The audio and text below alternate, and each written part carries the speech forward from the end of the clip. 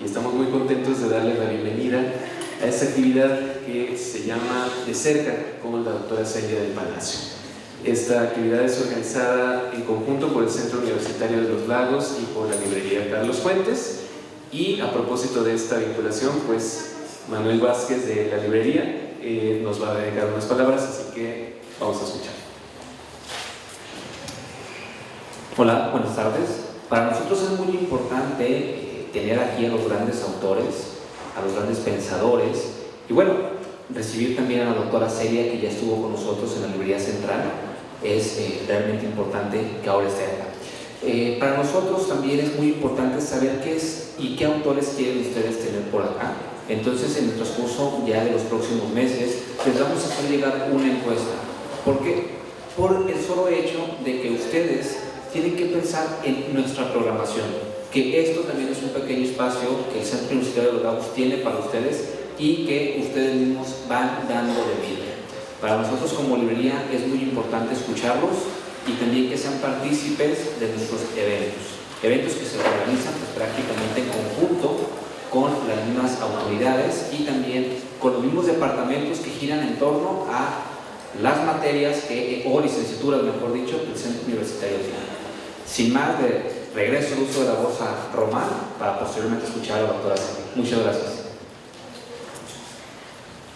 Bueno, pues vamos a leer un breve currículum de la doctora Celia del Palacio. Ella es académica y escritora, investigadora y docente del Departamento de Sociología de la Universidad de Guadalajara, coordinadora del Observatorio de Libertad de Expresión de la Universidad de Guadalajara, licenciada en Letras y maestra en Sociología, con terminal en Comunicación por la UDG, doctora en Historia por la UNAM, miembro del SNI nivel 3 y de la Academia Mexicana de Ciencia, autora de 9 libros sobre periodismo y cultura impresa en las regiones de México. Sus artículos se han publicado en revistas indexadas de diversas partes del mundo y sus poemas se han traducido al italiano y al francés. También es autora de 5 novelas históricas y un libro de relatos. Y pues sin más, les pido un aplauso para nuestra invitada de esta tarde.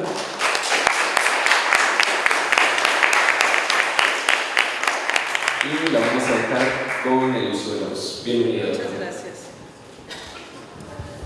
Bueno, pues en primer lugar quiero agradecer muchísimo a las autoridades de la Universidad de Guadalajara, aquí en Lagos, a mi querida doctora Gloria, a Manuel Vázquez de la librería Carlos Fuentes, y bueno, todo este esfuerzo que se hace por parte de todas las autoridades de la Universidad de Guadalajara para que pues podamos los autores, las autoras estar con ustedes y poder compartir de cerca algunos de nuestros temas de investigación y de creación.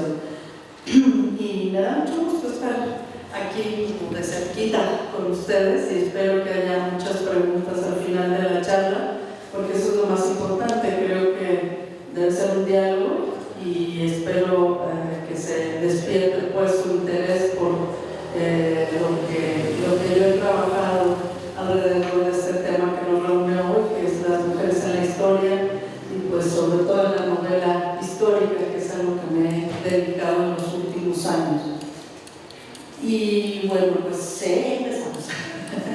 Hasta hace pues muy pocas décadas en realidad se ha tomado en serio la presencia de las mujeres en la historia en México, sobre todo pues a partir de los años 70. Ya los estudios sobre género empezaron a tomar su lugar en las universidades y pues la indagación histórica sobre las mujeres también empezó a cobrar más importancia. Y pues hay que decir que han sido sobre todo las historiadoras mujeres las que han empezado, o las que han indagado mucho más profundamente en los hechos de las mujeres de la historia. Y pues la historia política, por ejemplo, las ha relegado siempre, y sabemos que las representaciones de las mujeres en la historia siempre han sido muy escasas. Ha habido varias investigaciones también de ver dónde están estas representaciones de mujeres en la historia, en los libros de historia, etc. Una historiadora que se llama Elisa Rashkin hizo una investigación sobre esto y pues vio, por ejemplo, que en los libros de texto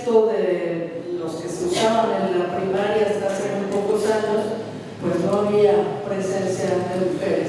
No sé, ustedes son más jóvenes, probablemente hay algunas personas muy jóvenes aquí, probablemente tengan otros datos de los nuevos libros de texto y si hay más mujeres ahí o no. Sabemos, ay Dios, que dice, ya le pagué, cielos, ¿cómo le prendo? Gracias. Por ejemplo, esta mujer que crecimos con ella, muchas generaciones, no sé si otra vez volvió a los libros de texto, la han visto en alguna parte. Esta mujer pues apareció por lo menos entre 1959 y 1972 en los libros de texto gratuitos, de todas las materias, siempre estaba esta mujer tan hermosa que representaba la patria, ¿no? Pero pues no sé si alguno de ustedes sabe el nombre de la modelo que estaba ahí. Yo creo que muy poca gente. Ella se llamaba Victoria Dornelas o Dorenlas Dorantes. Sin embargo, pues nadie nunca jamás en la vida le dio crédito a ella. Era una indígena tlaxcalteca y el pintor Jorge Camarena, que fue el que hizo estas portadas durante tantos años, pues la amó mucho, fue su pareja y la inmortalizó pues en diferentes obras.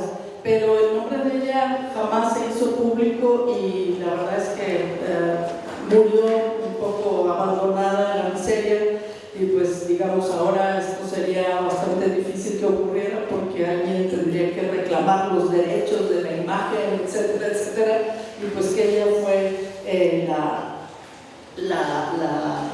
en quien el pintor se inspiró para hacer estos textos.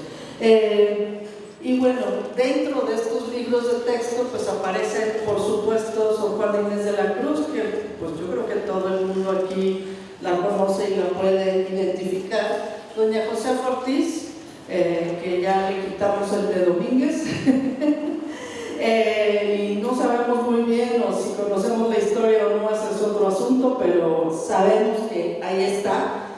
Frida Kahlo, que también aparece en estos libros de historia, y sorprendentemente Blanca Estela Pavón, que no sé si ustedes saben quién es esta, es una actriz que apareció en la película Nosotros los Pobres, su papel de la chorreada, ¿no? Junto a Pedro Infante. ¿Por qué está esta mujer ahí? No tengo la más remota idea, pero ahí está. Otro estudio también de otra historiadora dice que los libros de texto, por ejemplo, para tercero de secundaria, pues aparecen mujeres, pero todas anónimas. En cambio, pues vemos aquí pues, la cantidad de héroes hombres de la independencia, que son estos y otros muchos más, cuyos nombres los tenemos pues, muy en la mente y podemos nombrar aquí a varios. Pero bueno, esta mujer, por ejemplo, Carmen Cerdán, durante la Revolución, pues ahí con sus hermanos en Puebla, ella también está ahí, pero hay otras mujeres que aparecen en esos libros que, por ejemplo, estas obreras, ¿no? Las obreras de Cananea, que pues, digo, uno no sabe quiénes son, ahí están las obreras, pero no saben, ¿no? Qué bueno que están ahí, pero en fin. O por ejemplo, vemos también que en los murales no aparecen las mujeres. Esta es una imagen muy mala. No me dejaron bajar la imagen de internet porque todas tenían derechos y me salió una imagen como así de este tamaño de esos murales. Pero si ustedes buscan por ahí con muchas ganas y con gran empeño a las mujeres, pues no van a ver prácticamente a ninguna. Este es un mural sobre pues el grito de Dolores, por supuesto, y pues no están ahí. Solo Josefa. Doña Josefa, que no la veo siquiera, pero puede estar ahí.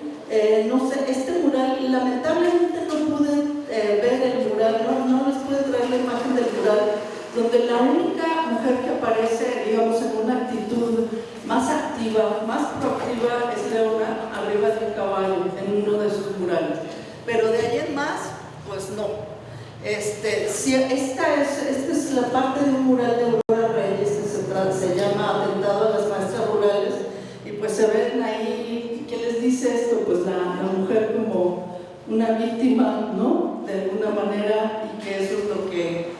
conocido un poco en la historia.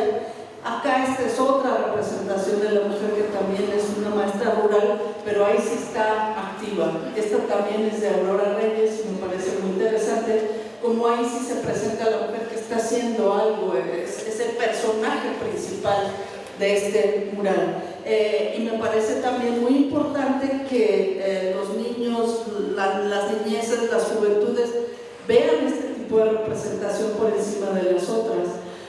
Porque también en otro estudio que se hizo de una historiadora que le preguntó a alumnas y alumnos, sobre todo alumnas de secundaria y preparatoria, que pues qué hacían las mujeres, no, pues las mujeres no tenemos ninguna importancia porque no hicimos nada, les dicen las niñas, ¿no? Como que no, es que nunca hemos hecho nada, ¿no? Entonces, así se nos ha pasado como esta concepción de que en la historia no estamos las mujeres porque no hicimos nada, nada importante, nada relevante, nada que sea digno de ser representado en libros de texto o en murales. Aquí está una imagen de Carmen Cerdán que no es muy favorecedora, pero bueno, donde sí están más mujeres, y eso es interesante verlo también, es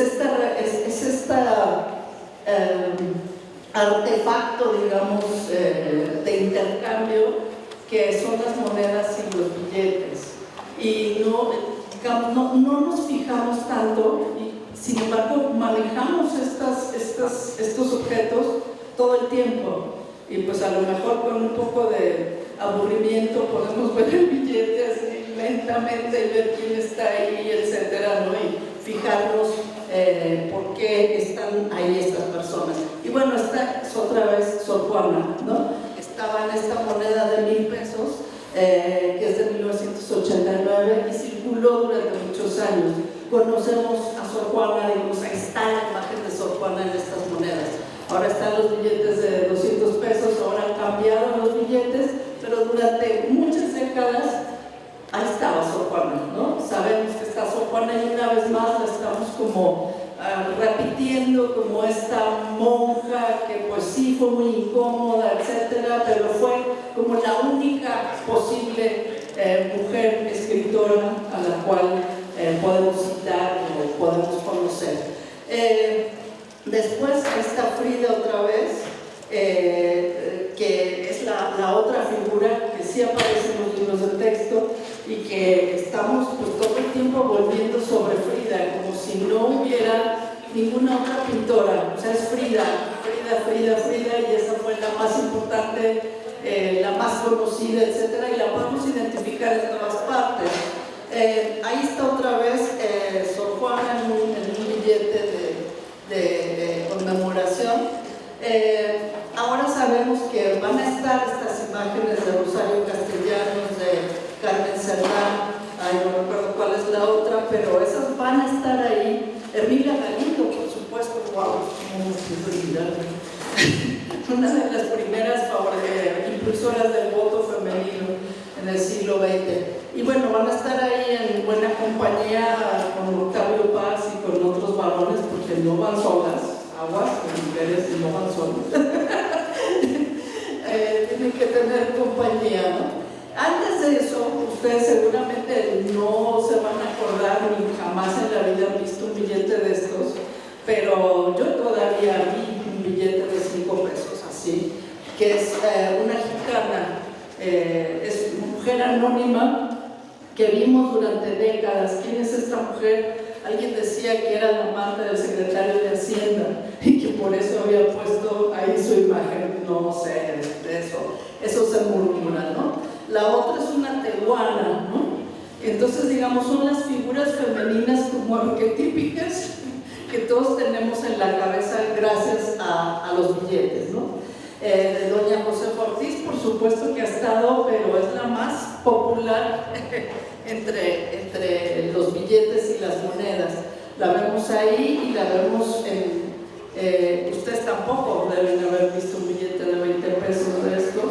Estos son de los años 50, 60. Ni este, que es de los años 80, por ahí, yo creo que ni ese, ¿no? Entonces le bajaron además el valor porque era de 20 y ahora quedó en el de 5.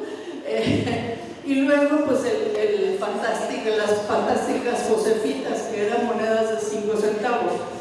Una cosita así. Entonces, bueno, ¿quién no tenía una moneda de 5 centavos? Muchísima gente tenía monedas de 5 centavos.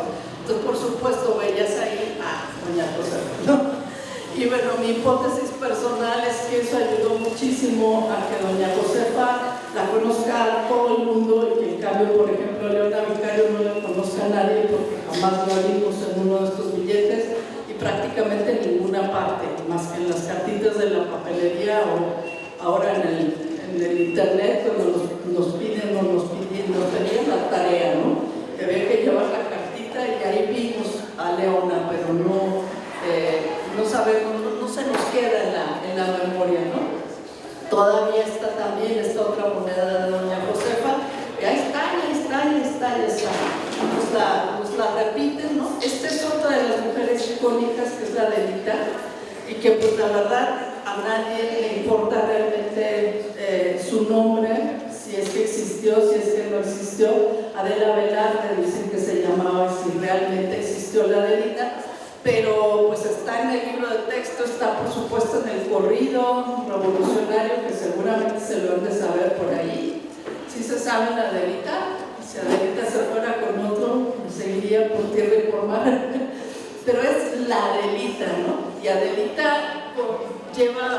reúne a todas las mujeres soldaderas que lucharon en la revolución, así como Frida reúne a todas las pintoras, Sor Juana Inés reúne a todas las escritoras, etc. Tenemos como estos arquetipos de las pocas mujeres que se repiten y repiten. Y bueno, ahora Malinche, ¿no? Que se han hecho también pues varias series de televisión, varios libros publicados por diversas autoras. Acabo de ver ahorita uno de Úrsula Camba, que también la retoma, ese sí no me la sabía. Pero hay varias novelas sobre Malinche. Y pues esta es el prototipo de la mujer indígena malvada, que por fortuna ya se está reivindicando la figura de Malinche, porque pues durante décadas, siglos, se le conoció como esta mujer malvada que traicionó a su propio pueblo por ayudar a los conquistadores, ¿no? Cosa que pues en realidad no fue así, que habría que pensarlo de otra manera, como esta gran traductora cultural y mujer muy inteligente que estuvo ahí en medio, pero no dijéramos que ayudó o colaboró. Y además, bueno, no había México, no había un pueblo, había muchos pueblos, y sobre eso voy a seguir después, porque me refiero a esto en uno de mis libros también. Bueno, pero estas son las mujeres. Después un cómic sobre Adelita, por ejemplo. Este es el mismo autor, José G. Cruz, que ustedes seguramente tampoco lo conocen, a Chanoc, que fue durante 1000 años un cómic muy importante. Y bueno, pues las aventuras de Adelita pasaron, digamos, a ese cómic, pero es otra vez Adelita, ¿no? Y por eso la conocemos. Y bueno, Frida, que ahora se nos presenta infantilizada por todos lados, y conocemos a Frida y están camisetas, sudaderas, bolsas. La comercialización de Frida es increíble, internacionalmente comercializada como la pintora mexicana que hay que conocer, ¿no? Entonces, bueno, aguas, porque eso es de alguna manera mitificar a estas mujeres, dejarlas como fuera totalmente de la realidad, de poderlas tocar, poderlas estudiar, poder ver cuáles son los claroscuros de estas mujeres, ¿no? Y bueno, pasamos a las mujeres que escriben, ¿no? Después de ver que la única posibilidad de escritora era Sor Juana Inés de la Cruz, que está en todos los libros de texto, pues ¿qué pasa con las otras mujeres que escriben? Aquí hay algunas imágenes de mujeres que escriben y que están así como, bueno, pues sí, qué bonito que escriben y qué mono, pero las novelas de muchas de estas mujeres durante décadas fueron concebidas como literatura light, y todavía yo creo que en muy buena medida sigue habiendo como este estigma de que, no, es que lo escribió cierta mujer, ¿no? Y entonces pues eso no vale la pena de leerlo. Hay muy pocas mujeres todavía que esas sí se reconocen, ¿no? No, pues es que es una escritora seria, esta sí. Me dio mucho gusto también que se hiciera como toda esta, ahorita voy a volver sobre esto, como esta candidatura de Cristina Rivera Garza, que por supuesto eso no existe, ¿no? Pero que dijeran que era posible que ella ganara, porque digamos ella ha ganado también una legitimidad de algún modo que está más allá del género, ¿no? De que es literatura femenina o no es literatura femenina.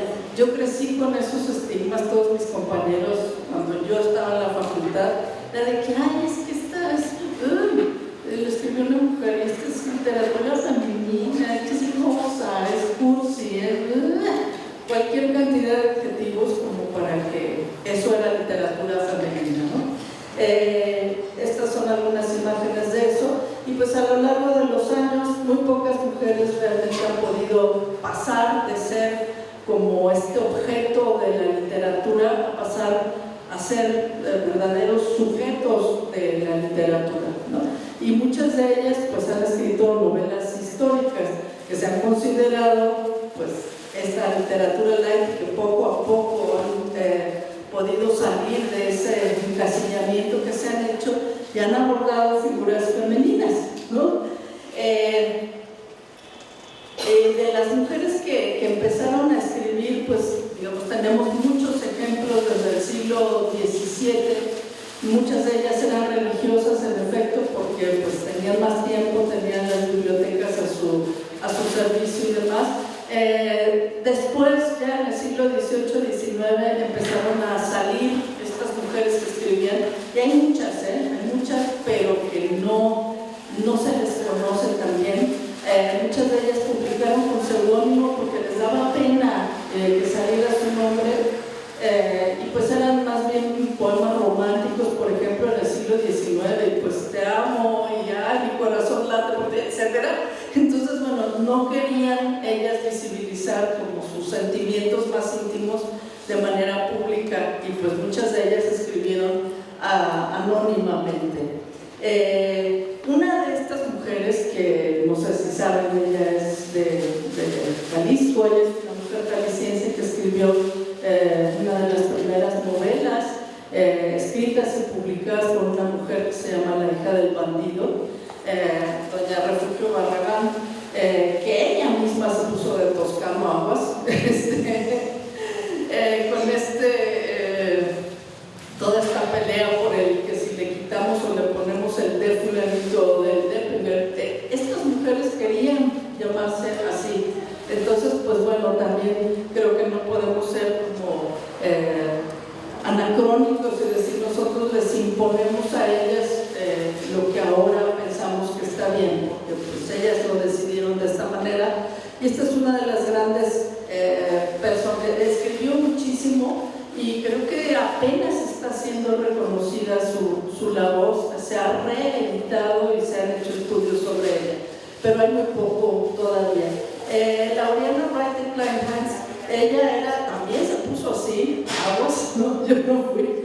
Es una de las primeras mujeres que escribió también en la prensa, periódicos y revistas para mujeres, y escribió también las biografías de mujeres que figuraron durante la independencia. Ella escribió Las mujeres notables mexicanas, que fue reeditado en los años 80, 90, por ahí. Pero ella fue la primera en interesarse qué habían hecho las mujeres antes de ella, cuáles habían sido, digamos, su notabilidad. ¿Cómo escoger a la notabilidad de las mujeres? Bueno, esto es lo que habría que preguntarse, porque la historia de las mujeres es muy distinta y igualmente compleja que la historia de los hombres, ¿no? Y bueno, varias historiadoras ahora están pues intentando situar esta historia de las mujeres en su contexto particular, y pues decir que hay que considerar esta historia como algo diferente, hacer diferentes preguntas, no las de siempre, no quién declaró la guerra, no quién firmó la paz, no quién iba encabezando las tropas, sino qué hicieron las mujeres desde su propio ámbito, cómo lograron no solo sobrevivir, a veces luchar, escribir en contra de, escribir a favor de ideas políticas, cómo lo hicieron y qué tuvieron que enfrentar, ¿no? Esa sería otra historia. Incluso en inglés, ustedes saben, se dice history, ¿no? Y estas mujeres que están estudiando la historia ahora dicen, no, es que ya no vamos a hablar de his story, que sería la historia de él, ¿no? Sino her story, la historia de ella, ¿no? Habría que cambiar esas historias y empezar a preguntarse qué hicieron estas mujeres. Y bueno, durante la independencia, ahora en el centenario de la independencia, volvieron a salir muchos de estos hechos de las mujeres. Ahí están varios de estos ejemplos, las mujeres de la independencia, así como mujeres que en la historia, las revoltosas, varios otros, y pues mi librito de Adictas a la Insurgencia, del cual voy a hablar después. Siempre los bicentenarios y las efemérides de todo tipo pues llaman a revisitar la historia desde otros ángulos, ¿no? Y pues salieron también pues otros libritos sobre doña Josefa, por ejemplo, que yo les recomiendo muchísimo, el libro de Rebeca Orozco, Los 3 golpes de tacón, que es una historia muy bien documentada de doña Josefa Ortiz. El otro de Ángeles González Gallego es parte de una serie donde supuestamente la historiadora va y se toma un café con la personaje, ¿no? Como que va a la casa de doña Josefa y se toma un cafecito ahí con ella y le pregunta cosas y pues ella le contesta, ¿no? Cuál fue su opinión, por qué luchó, qué hizo, etcétera, etcétera. Es una manera de acercar estas heroínas al público contemporáneo, pero la historia, la de 3 golpes de tacón es buenísima, ojalá que se reedite y se siga reeditando, porque hay muy poco que realmente sea bueno sobre doña Josefa, y sobre todo que es una novela muy atractiva. Uno la lee, pero híjole, se la devora si ustedes quieren saber más sobre ella, ¿no? Que a veces vemos a esta figura y te da esta pereza, yo no sé ustedes, ¿no? Pero cuando ay, doña Josefa, pues no hizo nada, 3 golpes de tacón ahí en la pared y ya, ¿para qué tanto escándalo con esa mujer, ¿no? Y la verdad es que hizo muchas más cosas de las que nadie habla, ¿no?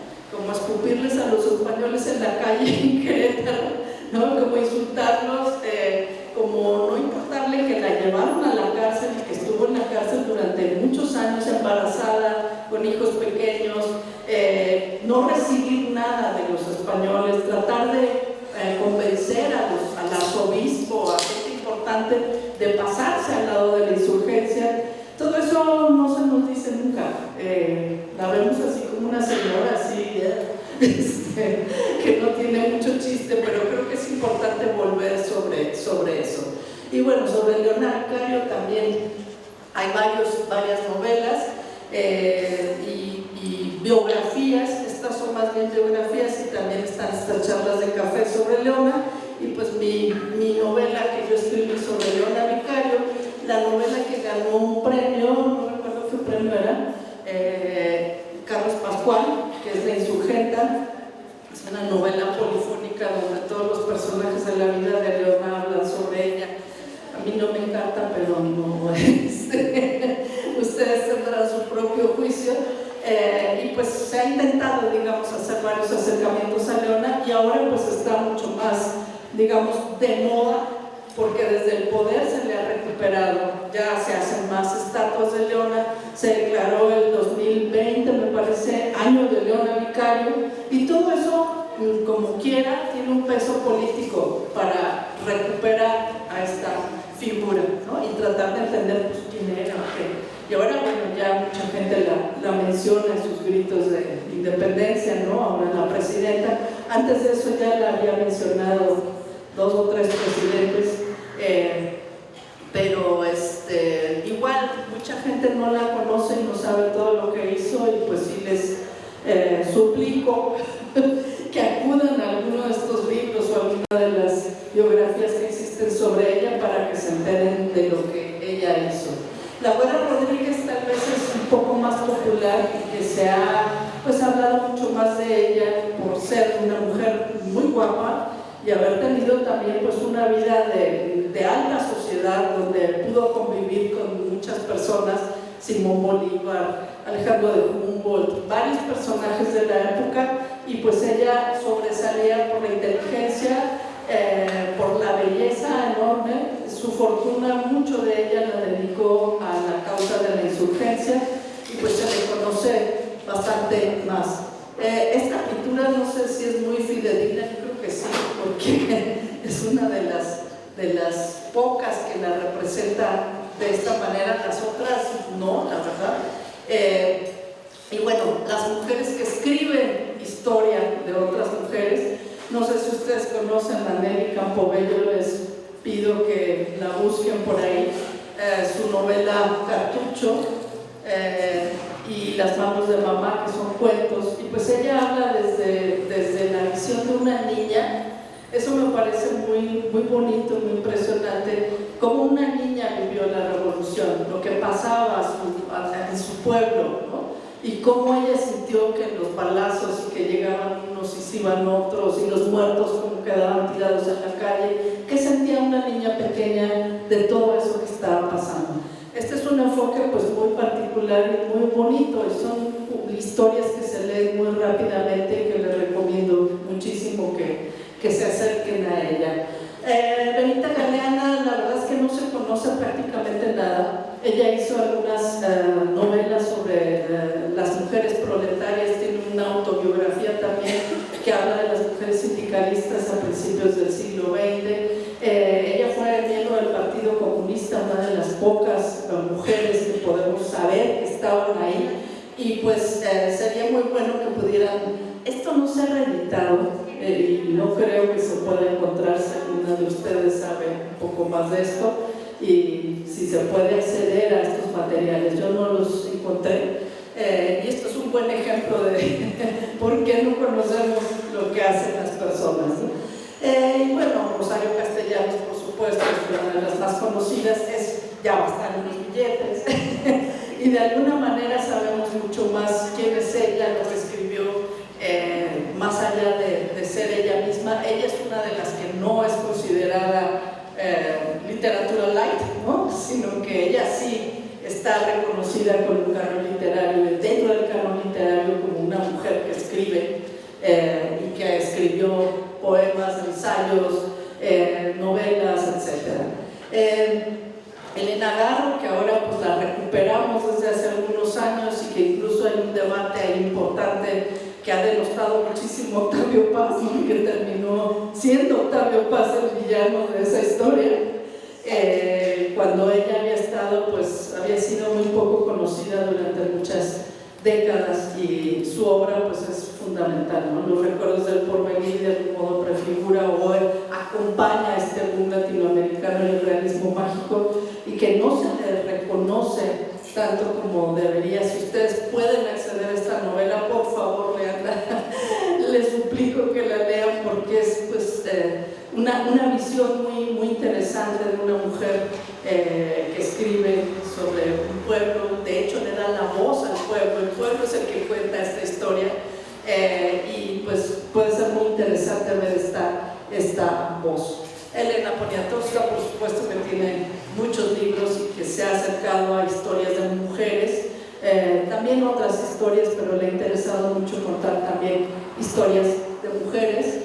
Laura Esquivel, que escribió esta novela sobre Malinche, que es una de las primeras novelas sobre Malinche, que tendrá sus fallas. La verdad no es una de mis novelas favoritas. Y bueno, como Agua para Chocolate, que es la que la hizo mundialmente famosa, y más bien gracias a la película que se hizo de su novela como Agua para Chocolate, que pues habla como que reivindica un poco este papel de las mujeres durante la revolución desde la cocina. Esto es muy interesante también, porque es como revalorar la cocina y una vuelta al realismo mágico. Pero bueno, ella sí se ha considerado como esta literatura rosa, cursi, bla, bla, bla, bla, bla, pero creo que es muy interesante que nos acerquemos a cómo se narra la revolución desde la cocina, desde una mujer, desde una historia de amor, ¿no? Escribió también esta de Malinche, que les digo, que no es una de mis favoritas, pero es un acercamiento a Malinche que ojalá que puedan tener. Silvia Molina, que es muy poco conocida, escribió también novelas ahora recientemente sobre Mariano Matamoros, este héroe de la independencia, pero su novela que la hizo famosísima fue La familia vino del norte, y ella cuenta ahí toda la época callista, y cómo pues, su familia se involucró en la última parte de la revolución. Venían de Sonora junto con pues, esta parte, los sonorenses, pues, que eran Obregón y todas sus tropas que finalmente llegaron a la Ciudad de México y pues llegaron al poder. Su familia de ella venía ahí en esa ola y pues cuenta su historia a través de esa novela, también a través de una mujer, habla de una mujer, está ahí. Ángeles Mastretta, que es así como el prototipo. En mis tiempos era como que, ay no, Ángeles Mastretta, tírala a la basura por favor, porque es de lo más cursi, eso no se lee, bla bla bla. Pero me parece que es importante como no hacer caso tanto a este tipo de prejuicios. Y bueno, su libro Arráncame la vida, que se hizo después película recientemente, pues habla de la mujer de Maximino Ávila Camacho un poco fantasiosamente, pero habla desde la historia de ella, de una mujer, ¿no? Y cómo ve ella todo lo que Maximino está haciendo. Maximino, no sé si se acuerdan, pero bueno, es el hermano incómodo del presidente Ávila Camacho y el fue gobernador de Puebla. Maximino, y pues hizo y deshizo, y bueno, realmente fue una persona terrible. Y entonces, bueno, ¿cómo cuenta su esposa la historia de este señor? Eso está en esta novela, y pues sí, estuvo muy documentado. Creo que no se vale como tirarlo a la basura, como han recomendado. Rosa Beltrán, que no traigo la cobertura de su novela, pero escribió una novela sobre Iturbide que se llama La corte de los ilusos. No sé si ustedes la han visto por ahí, la han leído. Y pues es un acercamiento realmente muy interesante a esta corte de Iturbide, que pues como ustedes recuerdan, pues es el primer emperador mexicano, y pues era una corte, en efecto, lujos y vestidos y cuanta cosa, y pues fue una ilusión realmente que duró muy poco tiempo. Y entonces ella cuenta desde las mujeres ahí, y de una manera muy burlona, ya es una nueva novela histórica, como la llamaríamos, lo que pasa en este imperio de Iturbide. Una de las muy buenas escritoras del presente, Brianda Domé, que escribió esta insólita historia de la Santa de Cabora, que por supuesto nadie sabe muy bien quién es esta persona, que tuvo mucho que ver con la revolución de Tomochi, ¿no? Y esta santa pues era la que adivinaba y iba a la gente a hablar con la santa, etc. Y es una historia de esas, de mujeres que pues han quedado totalmente borradas, y que sería muy bueno conocer. Sobre Antonieta Rivas Mercado está esta maravillosa novela La sombra del ángel de Catherine Blair, que ya se volvió a editar por fortuna.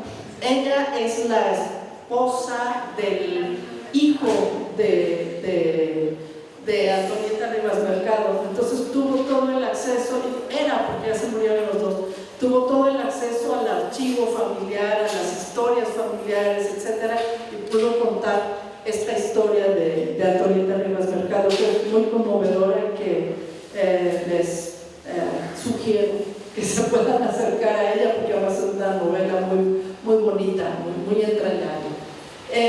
Francesca Gargallo, que ha hablado de violencias, niños, niñas, que son los otros invisibles de la historia, lamentablemente ya murió, ella también. Cristina Rivera Garza, que esa es una foto bastante vieja, ya no se ve así, pero también, digamos, ha querido recuperar a esas otras mujeres en la historia, tanto en No me verás llorar, pues su historia de los enfermos mentales en la Castañeda, y su libro sobre su hermana, ¿no? El Invencible Verano de Liliana, por el que le han dado todos los premios imaginables, ¿no? Y que habla de los feminicidios.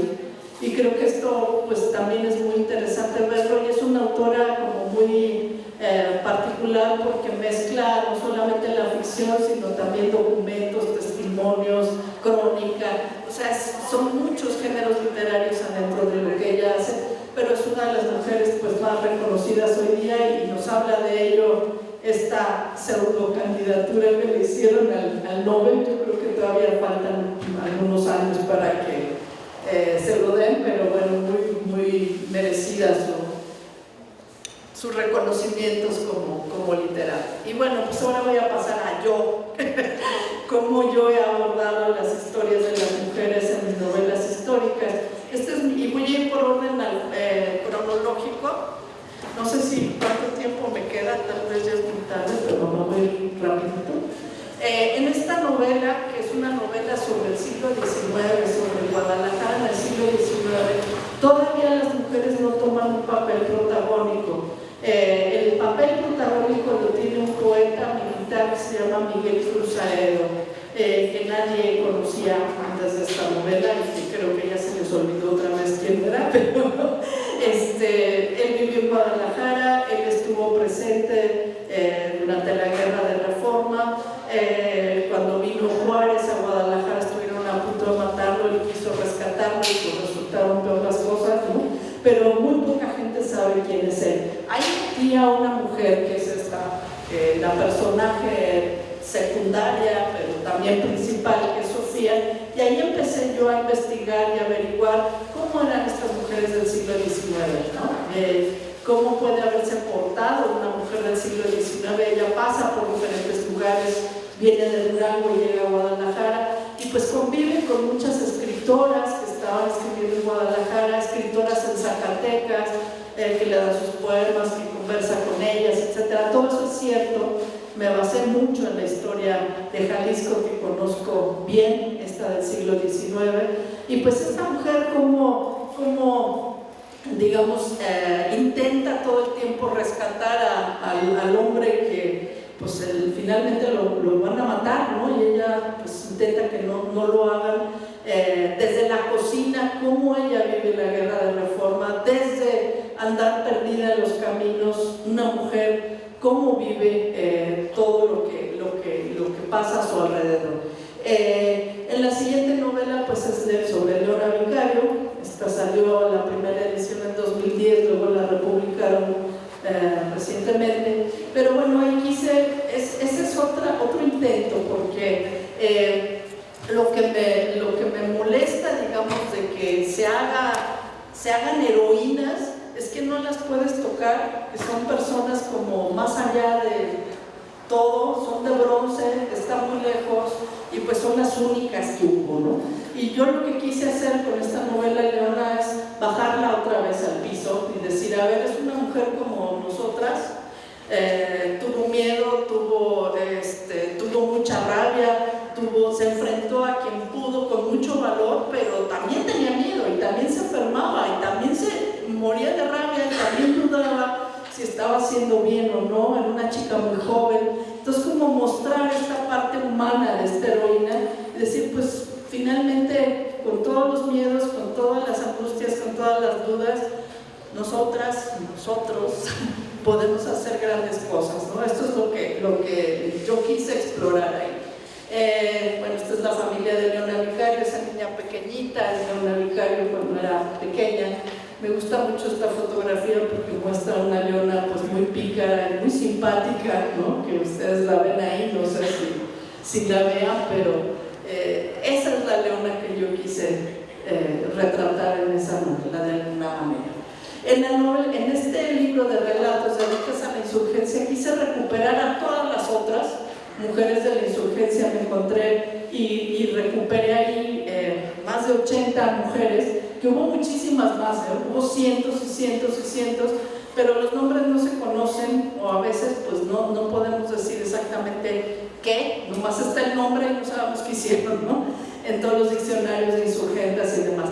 Pero estos pequeños relatos recogen ahí a todas las otras mujeres a las que no se le ha dado ningún crédito. Y bueno, hubo desde mujeres ricas, nobles, conspiradoras, que desde su casa estaban discutiendo las ideas políticas y estaban también convenciendo a la gente que se uniera al movimiento, pero también había mujeres de armas tomar, como yo les llamé, que son mujeres que sí portaron armas, que sí se lanzaron a pelear. Y bueno, ustedes tienen aquí a una gran mujer que es Rita Pérez, que ya no es de Moreno, a doña Rita Pérez, y creo que, no sé si haya muchos estudios sobre ella, yo aquí solamente la menciono un poco por encima, pero creo que es muy importante también recuperar la historia de esta mujer, que además se sabe poco, pero le quitaron a una hija. No sé si está esa historia por ahí o si alguien pero fue terrible que le quitaron a la hija y la criaron después con los realistas y se la regresaron cuando ya era grande.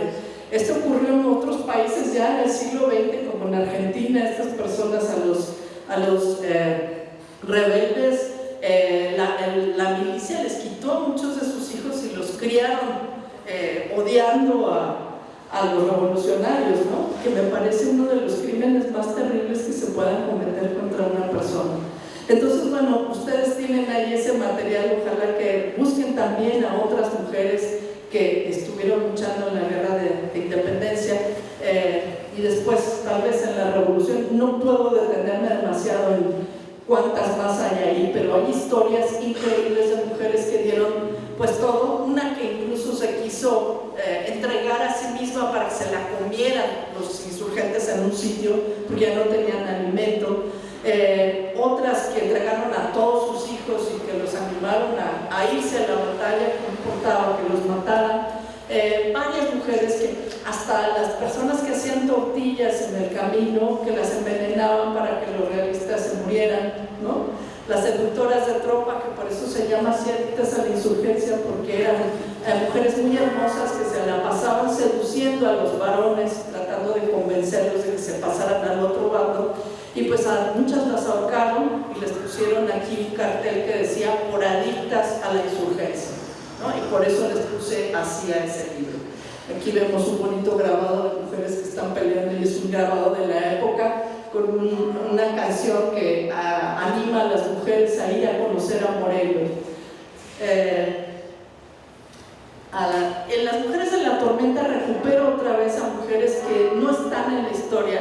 Recuperé 89 expedientes de brujas veracruzanas afrodescendientes, y pues las brujas, en realidad, estas mujeres afrodescendientes que fueron muy maltratadas, no están en la historia, solamente se pueden recuperar desde estos archivos judiciales, donde las acusaban. A ver, usted tiene pacto con el demonio, ¿no? Porque la acusaron de quitarle al marido a no sé quién. A ver, torturas, castigos, etcétera. ¿Cómo invoca usted al demonio? Y pues muchas de ellas inventaban cualquier cantidad de cosas con tal de que ya las dejaran en paz, ¿no?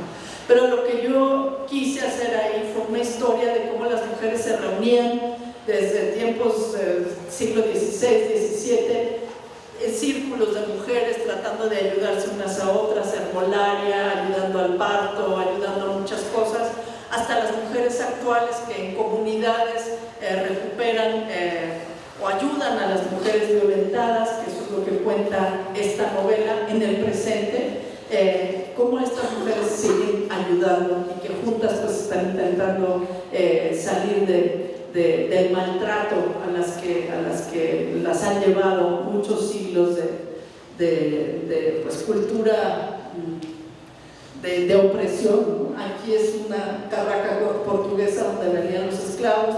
Hablo de la historia de los esclavos negros y cómo se van transformando y convirtiendo pues, hasta mulatas, la criada de Santana, que ya no es propiamente una negra, es una mulata, y cómo se fueron incorporando en la vida de la colonia y luego de la En esta novela, es la novela sobre Lupe Vélez, no sé si ustedes conocen a Lupe Vélez, la hayan oído nombrar, esa es Lupe Vélez.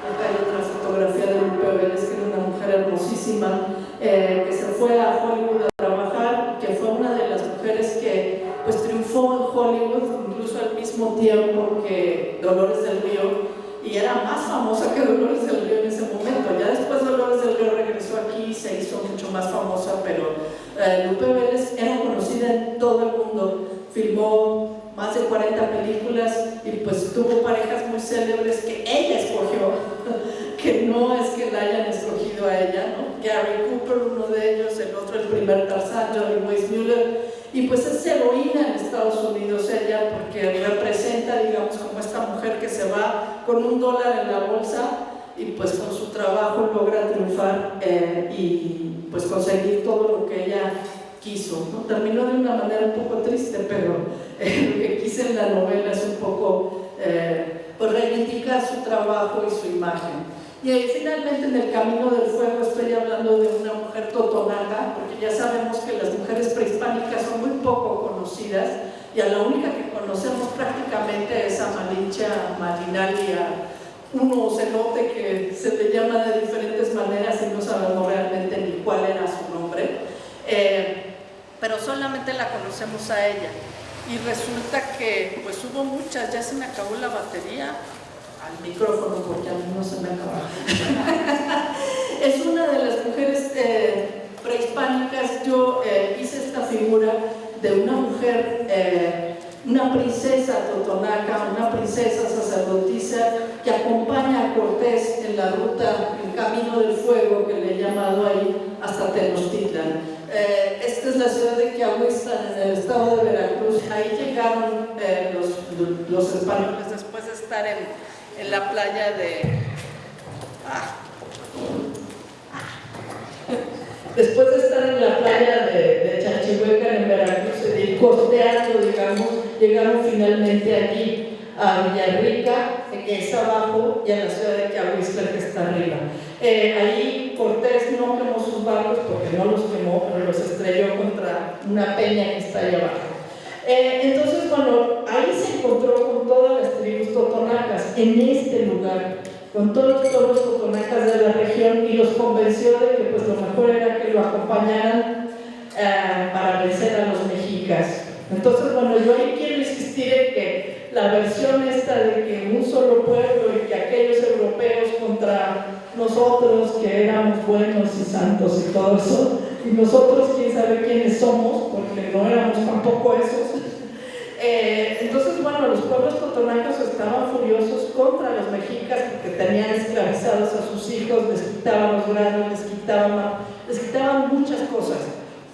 Entonces acompañaron a Cortés en esta aventura. Y ahí hablo de las mujeres, de esta mujer. A Cortés le entregaron muchas princesas, tanto los totonacos como los tlaxcaltecas, para, digamos, empezar como a aliarse con ellos y cooptarlos de alguna manera, más que nunca contaron con que los españoles, pues eso no les importaba, ¿no? Se casaron con estas princesas y luego las dejaron, la mayor parte de ellos. Entonces, pues no hubo realmente un vínculo sólido con estos pueblos. Pero a estas princesas totonacas se las llevaron en ese camino, y a muchas otras mujeres que fueron haciendo tortillas, fueron curando, fueron haciendo muchísimas cosas, sufrieron muchos maltratos, y de eso hablo en esta novela, y de cómo esta princesa empieza a ver lo que está pasando, ¿no?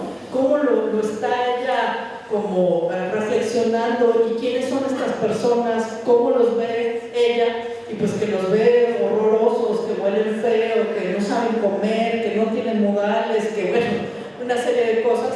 Y esto es lo que yo cuento, digamos, en esta novela del Camino del Fuego. Y pues se dan cuenta finalmente que pues no era lo que ellos pensaban, ¿verdad? Pero un poco tarde. Y pues es contar esta conquista desde la voz subalterna, no solamente de una mujer, sino de una mujer indígena, y no solamente de una mujer indígena mexica, por ejemplo, sino de los pueblos más subalternos que eran los totonacos. Entonces, bueno, desde ahí yo he abordado, digamos, las historias de mujeres en grupo y las historias de mujeres individuales, pero tratando de humanizarlas y acercarlas a las juventudes de hoy, a las personas que quieran acercarse a esto y conocer los hechos de las mujeres más allá de estas poquitas que conocemos, que nos han dado a conocer, y que son muy pocas realmente en relación con todas las demás que siempre han estado ahí y que han hecho muchas cosas. Entonces, bueno, yo les invito, los invito a buscar a esas otras mujeres y a pues enterarse de sus hechos, ¿no? Y no pensar que estuvieron ausentes de la historia porque no lo estuvieron. Y bueno, hasta ahí llego con esto. Muchas gracias.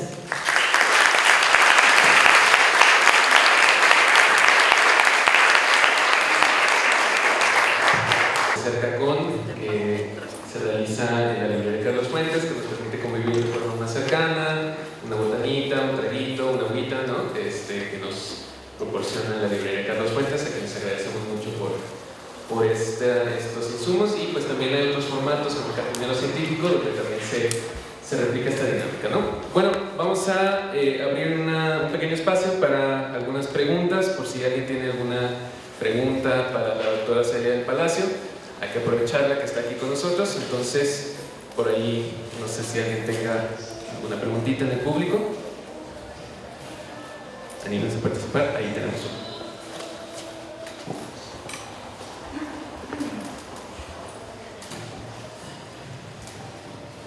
Hola, buenas tardes. Primeramente, muchísimas gracias por estar aquí con nosotros. Excelente su presentación. Usted como doctora y también por su formación, imagino que debió haber investigado bastante de estas mujeres de las que realiza estas historias. Mi pregunta va encaminada justamente bajo qué fuentes son las historias místicas, porque es sabido que, bueno, en la historia de las mujeres esa es la problemática, donde encuentran los documentos que constaten sus historias de vida y sus hechos. Por ejemplo, yo tuve la fortuna de ver Leona en la historia que se investiga sus diarios y otros elementos, pero por el resto de las herramientas de las cuales ustedes retratan, es más un ejercicio imaginativo que no es para nada desdeñable, o qué documentos son los que usted analiza para poder dar a conocer. ¿Vamos de una en una o...? ¿Cómo usted prefiere? Pues no sé. Bueno. ¿Alguien me hacía alguna pregunta? Entonces apago esta. Okay. Bueno, pues mientras contesto eso. Gracias por la pregunta, porque en efecto ese es uno de los grandes problemas para hacer una historia de las mujeres.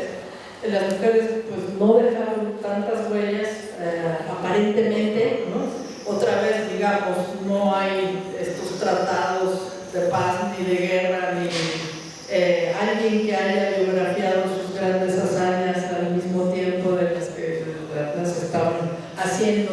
O sea, no es lo mismo, ¿no? Sin embargo, sí hay muchas fuentes y cada vez más fuentes que no son como las tradicionales, y que de ahí están buscando las historiadoras como encontrar a esta presencia fantasmática de algún modo que son las mujeres. Por ejemplo, para las adictas a la insurgencia, en realidad yo encontré mucho trabajo ya hecho de historiadores anteriores, sobre todo de Genaro García, que él compiló en como 200 volúmenes los documentos para la historia de la Guerra de Independencia. Uno de esos volúmenes es solamente sobre mujeres, y eso está constituido por actas del Archivo General de la Nación, de esta junta de la Inquisición, que era la que interrogaba a las mujeres. Estos archivos judiciales para mí son maravillosos, porque ahí está la voz de estas mujeres. Y les preguntaban, a ver, usted está aquí acusada de infidencia, porque sí era este delito, ¿no? No, es que yo jamás, no sé qué, yo nunca dije. Entonces ahí tú estás viendo la voz de la persona, ¿no? O cómo está tratando de mentir y de salirse por un ladito, pero tú te das cuenta, ¿no? A mí me encanta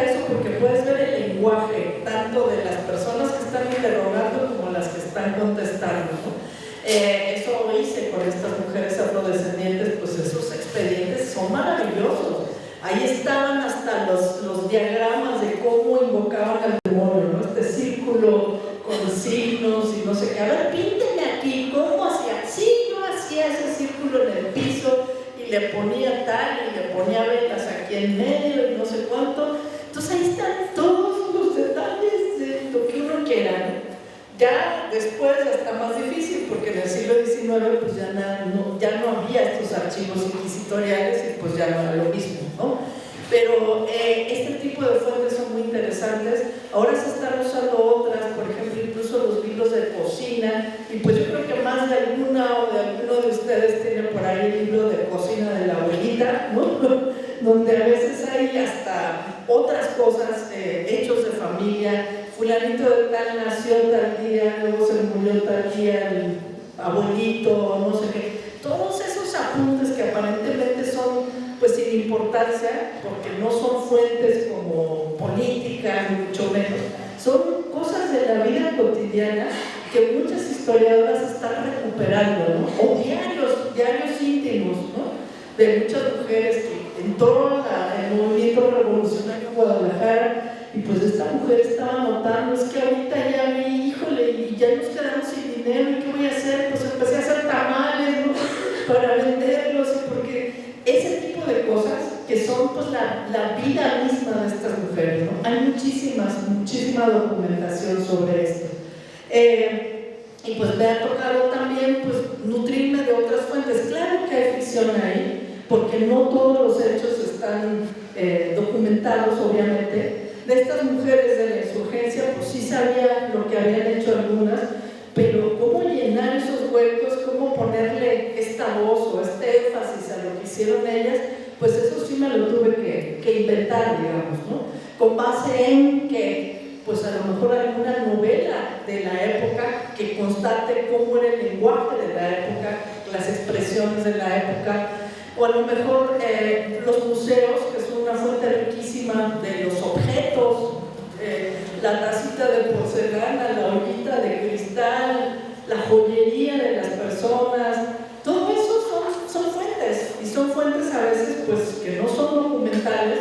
La fotografía, ¿no? La pintura, como vi ahí, como les puse ahí la pintura de esta familia de Leona, ¿no? Todo eso son fuentes que si uno las lee con detenimiento, pues sale muchísima información de ahí, muchísimo. Yo pensé, por ejemplo, que no iba a encontrar nada sobre las mujeres prehispánicas. Cuando me pidieron esto, que échale más, que no sé qué, pues al cabo es ficción, me decían de la editorial, ¿no? No, le dije, claro que no. ¿Y qué voy a decir? O sea, yo no sé de las mujeres prehispánicas. Pues me puse a estudiar muchísimo sobre qué pasaba con las mujeres totonacas. El Museo de Antropología de Jalapa, híjole, es un archivo maravilloso para eso. Ahí están incluso las vestimentas, las telas, tú las ves ahí en las esculturas, ¿no? Los peinados, ¿no? Todo esto, pues los libros de arqueología y historia que han escrito ya varias arqueólogas sobre la vestimenta, sobre las costumbres, sobre muchas otras cosas de las mujeres prehispánicas. Entonces, bueno, ahí están. Nomás hay que buscarle y saberle como con imaginación histórica cómo puedes utilizar todas esas evidencias que te han pasado. ¿Alguien más tendría otra pregunta para el doctor?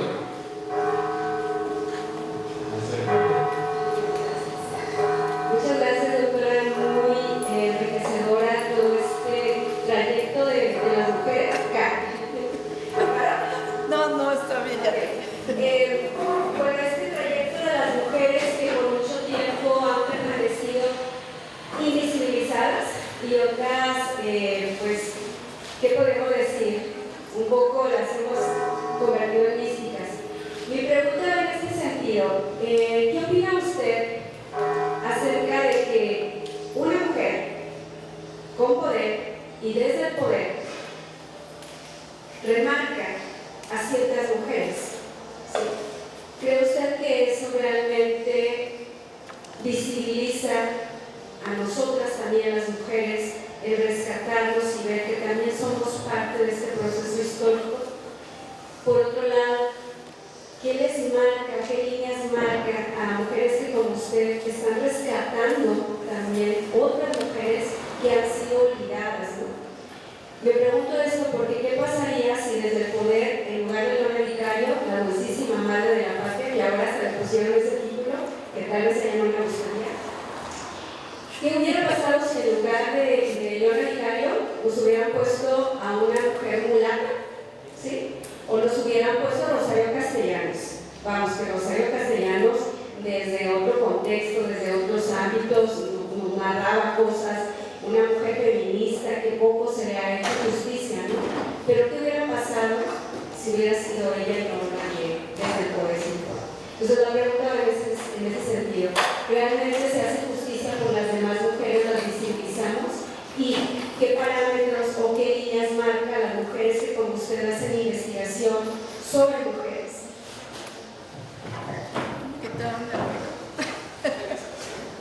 Muchas gracias.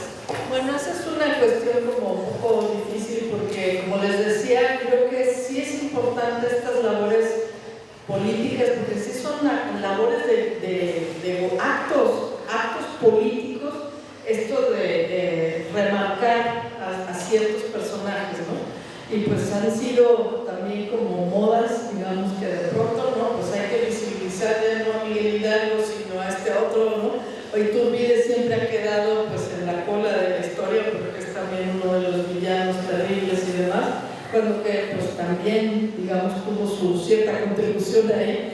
Entonces es como ver en blanco y negro, y a la hora de ver en blanco y negro y poner en el bronce algunas, pues por supuesto que las otras quedan enterradas, ¿no? Creo que es importante visibilizarlas, pero no pensar que son las únicas, no decir que son las únicas, y ver pues a todas las demás.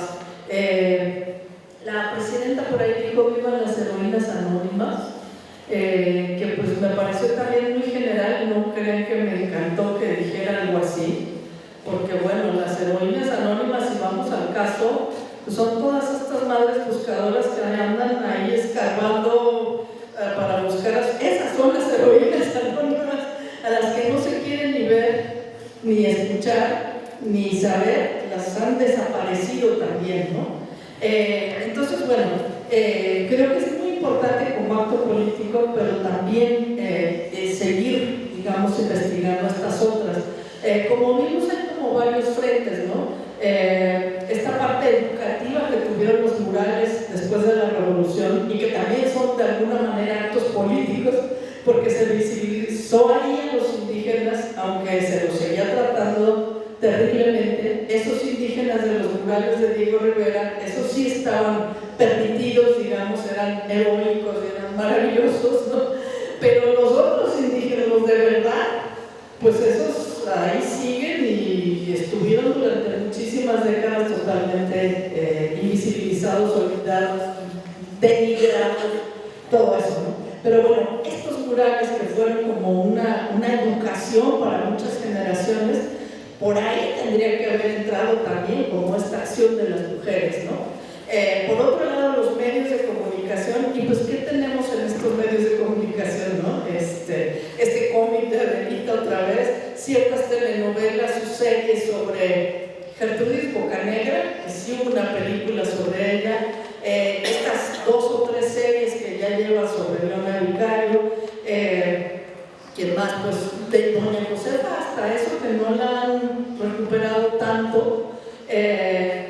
Alguna vez creo que Sara García fue Doña Josefa y como que esa es la imagen que tenemos un poco ahí, no como esta joven más fogosa, ¿no? Pero los medios de comunicación tienen muchísima influencia en eso que nosotros estamos percibiendo como imágenes de la mujer. Los libros de texto, que por favor ojalá que alguna de ustedes me pueda decir qué hay en esos libros. Yo ahorita no me he puesto a ver en estos nuevos libros de texto cómo se trata a las mujeres, y pues es todo, digamos, una serie de maneras, digamos, de influenciar nuestra visión sobre las mujeres desde allí, ¿no? Lo que hay a nuestra mano para poder comprar de libros también, revistas, etcétera, todo por todos lados, y pues estas mujeres no están, las otras no están, no se conocen. Y pues claro, la acción de las historiadoras y de otras mujeres que están investigando esto es fundamental, por supuesto.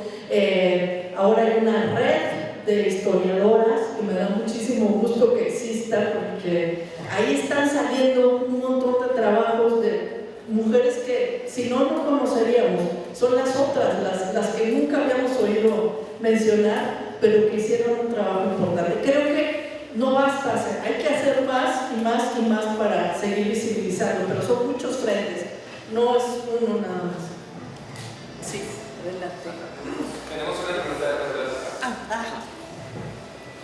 Me da curiosidad saber que si en su camino en descentralizar a los seres masculinos se encontró con algún tipo de impedimento. Mencionaba que en la literaria decía que agregar como cosas de ficción a sus escritos. ¿Se encontró algún tipo de impedimento más? Sobre Descentralizar a los héroes masculinos que tenemos en nuestra historia mexicana. ¿Sí yo? Sí. No, en realidad no, o sea, el único héroe masculino que he recuperado, y que no es un héroe, más bien yo diría que es un antihéroe pobre, porque hizo bastantes tonterías junto con toda su labor que tuvo como reformista jalisciense, pues también cometió muchos errores y los cuento ahí en esa novela, ¿no? Y claro que nadie me dijo, no, esto no lo vayas a decir o no lo vayas a hacer, etcétera. Y tampoco, digamos, desde el punto de vista editorial, nunca me pusieron ninguna traba tampoco para las mujeres, ¿no? Así de que no vayas a decir sobre Leona que hizo esto, lo otro, porque se va a ver mal, o no, eso no hubo ningún tipo de condicionamiento para hablar de ninguna de estas mujeres. Y pues como no me he ocupado de otros varones, pues no te puedo decir sobre eso, ¿no? Porque lo que mencioné sobre esta novela del Camino del Fuego fue eso, así como que bueno, lo que queremos ver es cómo vivían estas mujeres prehispánicas, pero les decía yo, es que no tengo suficiente información, no, pues invéntatela, no importa, pero yo no puedo hacer eso, o sea, no puedo hacer eso. Hay mucha gente que lo ha hecho, ¿no? Y que eso pues también es válido seguramente, ¿no? Pero yo no puedo hacer eso, sobre todo porque todas las novelas están como, tienen mucha pues carnita de la realidad, ¿no? Meten muchos sabores, muchos olores, la comida, cómo se hacía, cómo eran las vestimentas, entonces como inventar todo eso me parecía que no tenía ningún sentido. Por eso mencioné, digamos, ese detalle que me puse pues a investigar cómo era realmente, ¿no? Pero sobre otras limitaciones, no he tenido. Muchas gracias por la pregunta. Gracias, doctora Alex. Muchas gracias por estar aquí. Usted mencionó hace un momento que pues ya hay muchos grupos de estudio que se están dedicando a rescatar a las mujeres, se está estudiando mucho, se está impulsando los estudios de género, todo esto.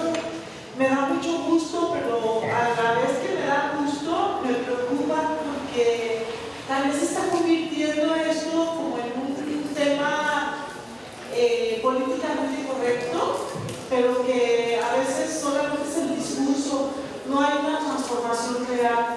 O sea, conozco investigadores que se han acomodado en esos temas porque los va a favorecer el CONACYT, porque son temas prioritarios para el CONACYT. Entonces a mí sí me preocupa mucho eso porque no tienen esa convicción. Como yo desde que nací soy feminista y he luchado mucho por eso, a mí sí me preocupa.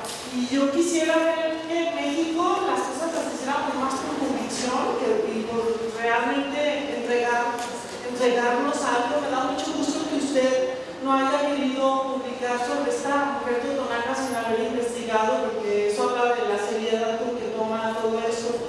Pero hay muchos políticos que hablan solamente y que hasta utilizan el lenguaje inclusivo sin estar de acuerdo con su uso, sin nada más para que se vea que es lo correcto.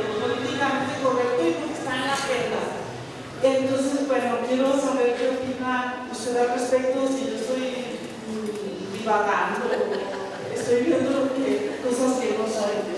Bueno, no sabría decirte de los investigadores varones porque no conozco tantas investigaciones que hayan hecho ellos, pero en el caso de esta red de historia de las mujeres, de red historiadoras, pues son mujeres y yo las veo muy convencidas de lo que están haciendo y que realmente están haciendo un trabajo muy importante. Qué bueno que sea, digamos, una prioridad en este momento hacer ese tipo de estudios. Yo diría, bueno, pues con convicción o sin convicción, no le hace contar que hagan su trabajo y que estén ayudando a visibilizar lo que hicieron otras mujeres, ¿no? Ya la convicción yo creo que podrá venir después o no, y lamento mucho que sea por eso, ¿no?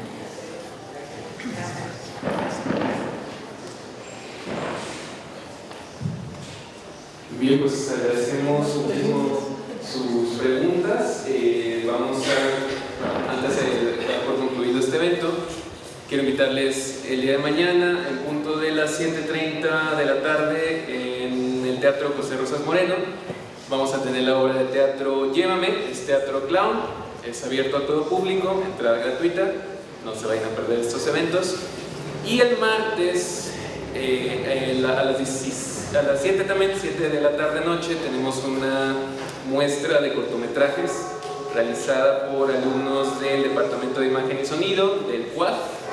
Entonces esperamos que nos puedan acompañar, también es entrada libre y gratuita. Si hubiera lluvia por ahí, ya saben que nos movemos aquí a Casa Universitaria. Entonces, pues, le vamos a hacer entrega de una constancia a la doctora.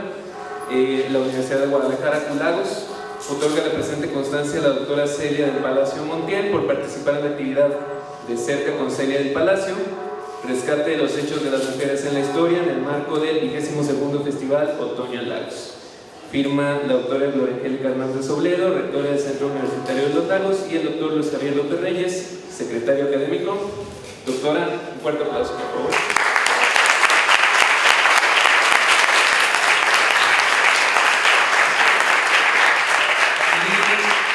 También de parte del Centro Universitario de los Lagos tenemos unos obsequios para la doctora. Y pues muchas gracias a todas y todos ustedes por participar. Tenemos también algunos ejemplares del libro de la doctora Celia del Palacio, lo trajo la librería Carlos Fuentes. Y pues por el día de hoy ha sido todo. Agradecemos muchísimo su presencia y que tengan excelente noche.